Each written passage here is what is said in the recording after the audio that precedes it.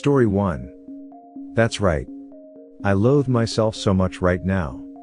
I feel so disillusioned and suddenly it seems like there were red flags every ducking where. How did I let someone do something so soul-crushing to me?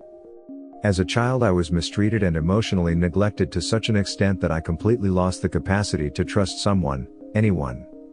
Through years of struggle I built myself back up. My wife knew that, and yet because of her I am crippled with anguish. I feel like such a ducking loser.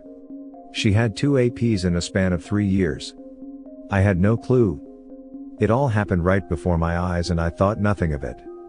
The origami craft she used to enjoy so much, having the audacity to do it while sitting next to me?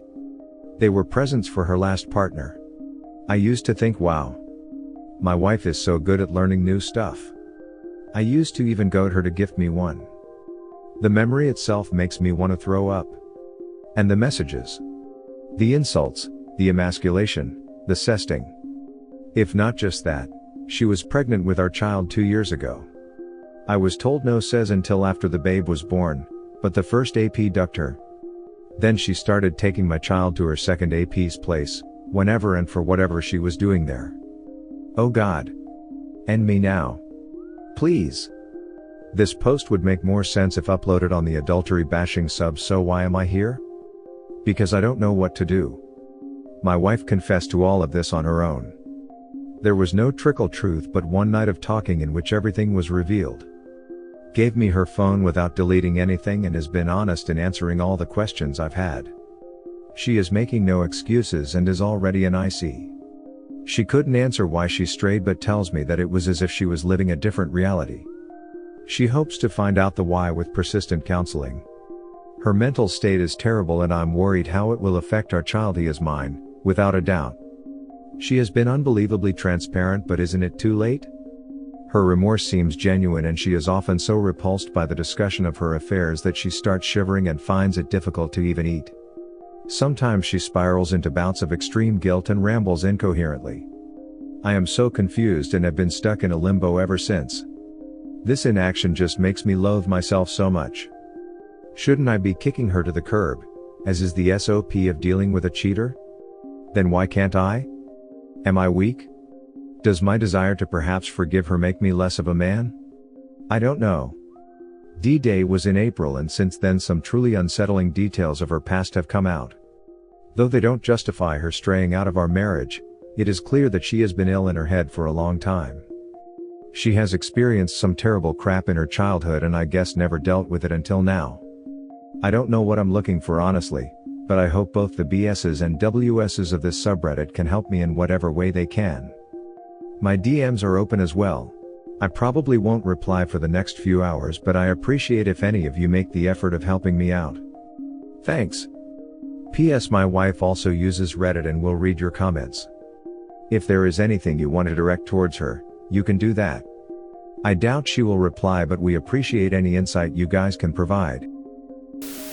Question 1. Do you want your relationship to end? Many are confused that the answer here is no. So much time and energy is spent vilifying people who cheat because pumping ourselves up with self-righteous indignation and moral superiority is a protective response. So strong is that response that some ducking blogger can write a book exploiting that emotional response and enrich themselves, despite having no education or training in human psychology and relationships, and develop a bunch of bobble-headed cult followers.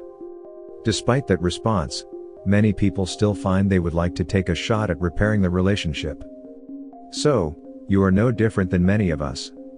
These events and experiences are shared by many here.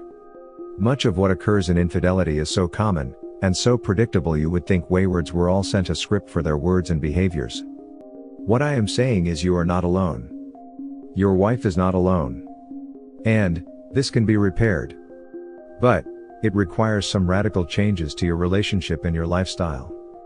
However you carried out your marriage before? That is done and gone. It did not work. What proceeds from here must be very different. But, if you both make the necessary changes, you can have a romantic and fulfilling marriage. The wounds will heal, but there will be scars. There are always scars. That, unfortunately, is life. Thanks man. You seem to have a deeper understanding of the whole thing, and I appreciate the feedback. Given how new it all is, I am still coming to terms with these life-changing events. We'll mull on what you've written once I regain some clarity of thought. Wrapping your head around it is one step. It helps to deal with the emotional component, but does not erase the emotional component. To quote the trauma therapist I last studied under for school, people make sense. There are reasons why people are unfaithful, but there are no excuses. As such, we can learn to forgive people for not knowing their weaknesses better, but only if they learn what they are and what the proper boundaries to protect them are. Don't hate yourself for being yourself whilst not hurting others. On the other hand, you are the one who got hurt. You are the one who got cheated 1FFS twice. It's not your ducking fault. It's never your fault people are ducked up. You chose wrong maybe. That's a life lesson. But hating yourself? That's just unfair. I feel for you. I know exactly how this feels. Especially the origami and says part of this story. This nearly was the same situation I had few years ago. Love yourself. Give it a chance to heal. And ducking work on healing. And only then you'll see that not all people are ducked up, and you'll end up with some who appreciate you enough that won't let you down the same way again. I wish you all the best. Thank you. I guess I'm taking it a day at a time and not rushing into anything, but yes, I have to stop being stuck for too long. First off, as a BH, I want to remind you this is not your fault. I am sorry you are here. Please understand that making sense of the actions of the wayward is not an easy thing.